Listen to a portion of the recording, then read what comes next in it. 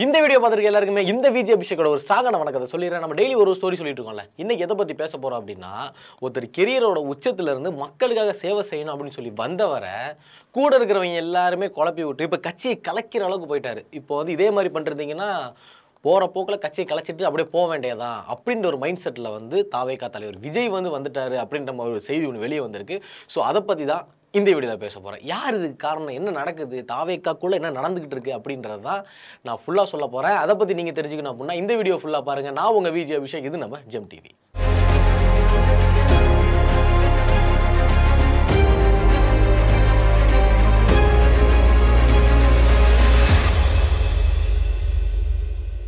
தமிழ் சினிமாவில் ஒரு முன்னணி நடிகராக இருந்த விஜய் அவரோட கெரியரோட உச்சத்தில் இருந்தார். அதை அப்படியே தூக்கி போட்டுட்டு ஓகே மக்களுக்காக நம்ம வந்து சேவை செய்யலாம், மக்களுக்காக நம்ம இதுக்கப்புறம் நம்ம வாழ்க்கையை கொண்டு போகலாம் அப்படின்ற ஒரு ஐடியாவில் வந்து அரசியலுக்குள்ள குதிச்சாரு அப்படின்னு சொல்லி தாவேகா தலைவர் விஜய் சொல்லியிருந்தாரு. நான் வந்து நல்லா சம்பாரிச்சிட்டு இருந்தேன், ஸோ எனக்கு வந்து நீங்கள் அவ்வளோ கஷ்டப்பட்டீங்க, எனக்காக நீங்கள் அவ்வளோ சப்போர்ட் பண்ணீங்க, கடைசி காலத்தில் நான் உங்களுக்காக இருக்கணும், உங்களுக்காக சேவை செய்யணும் அப்படிங்கிறதுக்காக தான் நான் விட்டுட்டு ஃபுல்லாகவே நான் வந்து ஒரு பொலிட்டீஷியனாக வந்து இருக்க போகிறேன் அப்படின்னு சொல்லி தாவேகா தலைவர் விஜய் வந்து மக்களுக்காக இவ்வளோ ஒரு பெரிய ஒரு செயலை வந்து செஞ்சிருக்காரு அப்படின்னே சொல்லலாம். அப்படி இருக்கிறவரை கூட இருக்கிறவங்க எல்லாருமே இந்த எப்படி சொல்லுவாங்கன்னா, அந்த கூட ஒரு 4 பேர் இருப்பாங்கல்ல, ஒரு விஷயத்த வந்து பலவிதமாக பேசுவாங்க அப்படின்னு.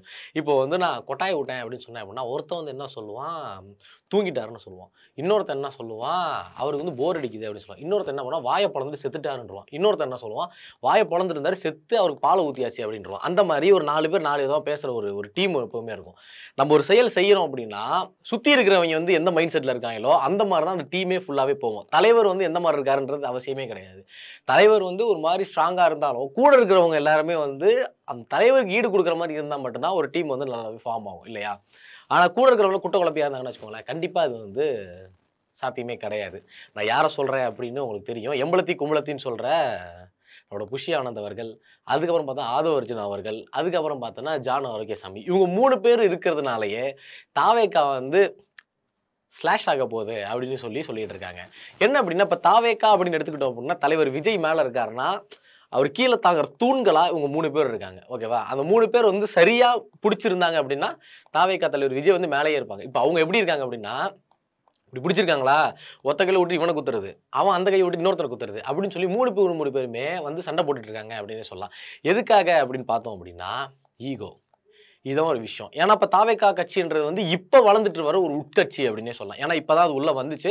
உள்ளே வந்ததுக்கு அப்புறம் கொஞ்சம் கொஞ்சமாக வளர்ந்துட்டு இருக்கு. ஏன்னா விஜய்க்கு வந்து ஒரு பெரிய ரசிகர் பட்டாளமே இருந்தாலும் ஒரு அரசியல் அனுபவம் அப்படின்றது வந்து விஜய் கொஞ்சம் கம்மியாக தான் இருக்குது அப்படின்னே சொல்லலாம். ஏன் அப்படின்னா அவர் நடந்துக்கிற நடைமுறைகளில் இருக்குது. ஒருவேளை இது வந்து விஜயோட ஐடியாலஜியாக இருக்கலாம், அப்படி இல்லைன்னா யாராவது ஒருத்தவங்க, அதாவது ஜான் ஆரோக்கியசாமி அவர் தான் வந்து இவருக்கு எல்லாமே வந்து ஒரு மென்டாராக இருந்து சொல்லிக் கொடுக்குறாரு அப்படின்னு சொல்லி ஒரு தகவல் ஒன்று இருக்குது. அது எந்த அளவுக்கு உண்மை அப்படின்றது தெரில. ஒருவேளை அவரோட ஐடியாலஜியில் விஜய் வந்து மூவ் ஆகலாம்.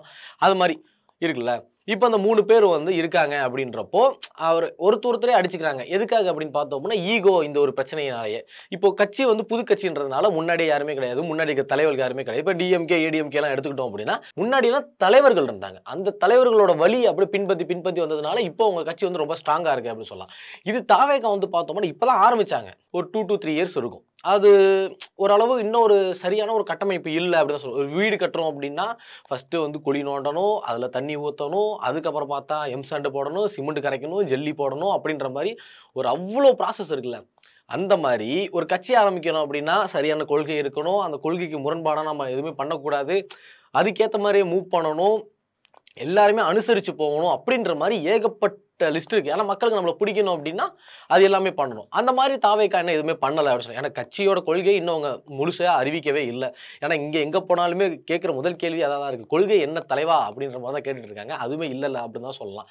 இப்போ வந்து இப்போ அந்த கட்சி இருக்குது அப்படின்ற ஒரு முதன்மை கட்சின்றதுனால அடுத்தடுத்த முடிவு வந்து எப்பவுமே தலைவர் எடுக்க மாட்டார், கீழே இருக்கிறவங்க எல்லாரும் தானே முடிவு பண்ணுவாங்க. அப்படி இருக்கிறப்போ அடுத்தடுத்த செயலை வந்து யார் முடிவு எடுக்கிறதுல இவங்க 3 பேருக்கு ஒரு கிளாஷ் இருக்கு.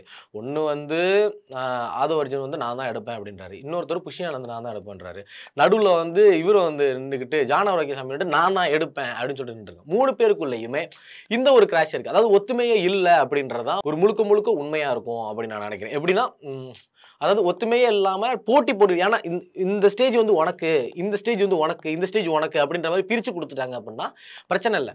யாரு எந்த இதுல இருக்காங்க அப்படின்றத உங்களுக்கு தெரில, எந்த ஒரு ஸ்டேஜ்ல இருக்காங்க அப்படின்றதே தெரில. எல்லாரும் வேலை பார்ப்போம். எல்லாரும் இத செய்வோம். எல்லாரும் அத செய்வோம். அப்படின்ற ஒரு கோஆர்டினேஷனே இல்லாததுனால, இந்த கட்சி வந்து ஒரு பெரிய டிராபேக்கா இருக்கும் அப்படின்றது மக்களோட கருத்து. இன்னொரு விஷயம் என்ன அப்படின்னா, இப்போ வந்து கரூர்ல நடந்த அந்த ஒரு இன்சிடென்ட்டா இருக்கட்டும். இதுக்கப்புறம் தான் தாவேகா வந்து ரொம்பவே டவுன் ஆயிருச்சு அப்படின்னு சொல்லலாம். ஏன்னா, இந்த இஷ்யூ நடந்ததுக்கு அப்புறம் முன்னாடி வந்து அந்த கரூர் மேட்டர் நடக்கிற வரையும் வச்சுக்கோங்களேன். தாவேகாலருந்து ஏதாவது ஒரு நியூஸ் வந்துகிட்டே இருக்கும். இந்த மாரி ஏதாவது ஒரு அறிக்கை விடுவாங்க. இல்ல விஜய் அத பத்தி கேள்வி கேட்பாரு. இத பத்தி கேள்வி கேட்பாரு. டக்கு டக்கு டக்கு டக்கு டக்கு டக்குன்னு தாவேகா, தாவேகா, தாவேகா, தாவேகா, தாவேகா தான். ஆனா கரூர் மேட்டருக்கு அப்புறம் தாவேகாவ தேடுனேன். வேற எதுவும் இல்ல. ஏன்னா அதுக்கப்புறம் அந்த கட்சியிலருந்து எந்த ஒரு இதுவுமே வரல. ஆஸ் யூசுவல் வந்து பார்த்தோம் அப்புட்ன்னா, புஷி ஆனந்த் அவர்கள் வந்து எங்க போனாரு அப்படின்னு தெரியல. ஆனா வரப்ப டை அடிச்சுட்டு கெட்டப்லாம் மாத்திட்டு வந்தாரு. தலைமறைவா இருந்தாருன்னு நெனைக்கிறேன். டை எல்லாம் அடிச்சுட்டு கொஞ்சம் யூத்தா அப்படியே வந்து இறங்குனாரு தலைவரு. அதுக்கப்புறம் பார்த்தா யாருமே அந்த கட்சியில இருக்கிற யாருமே வந்து ஒரு சரியா யாருமே ஒரு மக்கள போய் சந்திக்கல, ஒரு ஆறுதல் சொல்லல, எந்த ஒரு விஷயமே பண்ணல. அப்படி இருக்கிறப்போ வந்து யாரு என்ன பண்ணணுன்ற ஒரு ஐடியாவே சுத்தமா கிடையாது. அதாவது ஒரு கட்சின்னு இருக்கிறப்ப எந்த ஒரு பிரச்சனையா இருந்தாலும் நம்ம நிக்கணும் அப்படின்ற ஒரு அது அனுபவம் கூட இல்லாம வந்து எல்லாருமே ஓடி ஒளிஞ்சுட்டாங்க. ஒருவேளை பிரச்சனை பெருசா இருக்கும்னு அவங்க போயிருக்கலாம். ஆனா பிரச்சனை பெருசாயிருந்தாலும் இவங்க அந்த இடத்துல நின்னு போராடி இருக்கணும் இல்லையா? அதுதான். இப்போ வந்து அந்த டீம்க்குள்ள ஒரு கோஆர்டினேஷனே இல்ல அப்படின்னு சொல்லலாம். இந்த விஷயம் வந்து தாவேகா தலைவர் விஜய் காதுக்கு போயிருச்சு. என்னன்னா, ஒரு கோஆர்டினேஷன் எல்லாம் 3 பேர் அடிச்சிட்டு இருக்காங்க அப்படின்ற மாரி. ஏன்னா, புஷி ஆனந்த் வந்து பார்த்தோம் அப்படின்னா, அவரு வந்து ஆ இது ஆக்சுவலா ஃபீல்ட் ஒர்க்ல இருக்காரு டோட்டலா. ஏதாவது இப்போ வந்து ஒரு அந்த ஏரியாவோட எம்எல்ஏவ பார்க்கறது, அதுக்கப்புறம் அங்க இருக்கிற மக்கள பார்க்கறது, அங்க இருக்கிற அதாவது கட்சி நிர்வாகிகள பார்க்கறது அப்படின்ற மாரி. இது ஆதவ அர்ஜுனா வந்து பார்த்தோம் அப்படின்னா, அவர் வந்து ஆன்லைன்ல அதாவது இந்த ஆன்லைன்ல மெம்பர்ஸ் எல்லாமே ஆட் பண்ணுவாங்கல்ல. அந்த மாரி அந்த ஸ்டேஜ்ல அவரு இருக்காரு. அப்படின்னு சொல்லி ஆளாளுக்கு பிரிச்சுட்டு இருக்காங்க. இப்போ அவங்க 2 பேருமே வந்து ஒரு முன்னாடி நடந்த சண்டையில 2 பேரும் மாறி மாறி சண்டை போட்டுட்டு இருந்தாங்க. ஏன்னா, இப்போ வந்து ஆதவ அர்ஜுனாவோட ஃபேன்ஸ்ன்னு இருப்பாங்கல்ல. அதாவது அவருக்கு பின்னாடி ஒரு கூட்டம் இருக்குல்ல. அவரு வந்து புஷி ஆனந்த கலாய்க்கிறது. புஷி ஆனந்த் குரூப்ல இருந்து வந்து ஆதவ அர்ஜுனாவ கலாய்க்கிறது. அப்படின்னு சொல்லி மாறி அடிச்சிட்டு இருந்தாங்க. இதுல வந்து சில பல உண்மைகள் எல்லாமே வெளிய வந்துச்சு அப்படின்னு சொல்லலாம். இதுல ஜான் ஆரோக்கியசாமி வந்து எப்ப நடுவுல வந்தாருன்றது தான் ஒரு பெரிய சந்தேகமா இருக்கு. இப்போ இவங்க 3 பேரும் தான் சண்டை போட்டுருக்காங்க. இந்த விஷயம் வந்து தாவேகா தலைவர் விஜய் காதுக்கு போயிருச்சு. அந்த விஜய் காதுக்கு போனதுக்கு அப்புறம் அவர் என்ன சொல்லியிருக்காரு அப்படின்னா, இந்த மாரி நீங்க நடந்துட்டு இருந்தீங்க அப்படின்னா, கட்சிய கலைச்சிட்டு வேணவே வேணான்ட்டு நான் பாட்டுக்கு நடிக்க போயிருவேன். அப்படின்ற மாரி அவர் ஒரு வார்த்தை சொல்லிட்டாரு. இத கேட்டதுக்கு அப்புறம் கட்சியில இருக்கிற எல்லாருக்குமே ஒரு பெரிய ஷாக் ஆயிருச்சு அப்படின்னு சொல்லலாம். ஏன்னா, இவங்க 3 பேரும் சண்டை போட்டுட்டு இருக்கிறத பார்த்துட்டு, கீழ இருக்கக்கூடிய கட்சி நிர்வாகிகள் அவங்களும் சண்டை போட்டுட்டு இருக்காங்க. ஏன்னா மேல இருக்கவனே சண்டை போட்டா நம்மளும் சண்டை போடலாம். வாடா அடிச்சுக்கலாம்.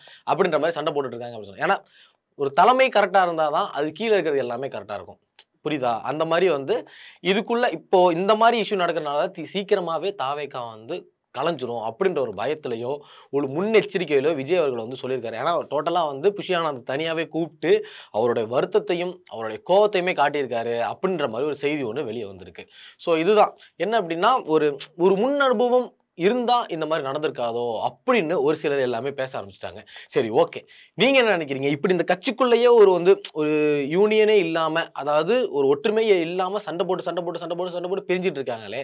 இத பத்தி நீங்க என்ன நினைக்கிறீங்க? அப்படின்றத மறக்காம கமெண்ட் செக்ஷன்ல கமெண்ட் பண்ணிட்டு போங்க. 2026 டிவிகே ஆட்சிக்கு வருமா? வராதான்றதையும் நீங்க என்ன நினைக்கிறீங்களோ? அத மறக்காம கமெண்ட் செக்ஷன்ல கமெண்ட் பண்ணிட்டு போங்க. இந்த மாதிரியான இன்ஃபர்மேஷன்லாம் நீங்க தெரிஞ்சுக்கணும் அப்படின்னா மறக்காம நம்ம ஜெம் டிவிய சப்ஸ்கிரைப் பண்ணுங்க. Signing off Vijay Abhishek.